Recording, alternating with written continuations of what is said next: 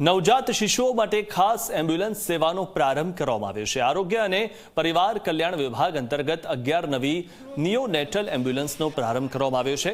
રાજ્યના નાયબ મુખ્યમંત્રી હર્ષ સંઘવી અને આરોગ્ય મંત્રી પ્રફુલ પાનસરિયાના હસ્તે આ એમ્બ્યુલન્સનો પ્રારંભ કરવામાં આવ્યો। નવજાત શિશુને આઈસીયુ જેવી તમામ સુવિધાઓ એમ્બ્યુલન્સમાં મળી રહેશે। રાજ્યમાં કુલ હાલમાં 50 જેટલી આ પ્રકારની એમ્બ્યુલન્સ છે, જેમાં વધુ 11 એમ્બ્યુલન્સનો પ્રારંભ કરવામાં આવ્યો છે।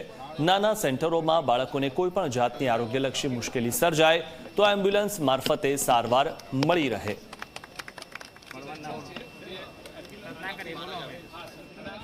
આવી આખા ગુજરાતમાં માત્ર બાળકો માટે, જેમાં તમામ પ્રકારની એમની મિની આઈસીયુ એક હોસ્પિટલ છે, એ ટાઈપની આ એમ્બ્યુલન્સ કુલ 50 એમ્બ્યુલન્સ શરૂ થઈ ચૂકી છે। આજે 11 એમ્બ્યુલન્સનું આદરણીય હર્ષભાઈ સંઘવી સાહેબ દ્વારા અમે લીલી ઝંડી અપાવી અને પ્રજાના લોકોના હિતમાં કાર્યરત કર્યું છે।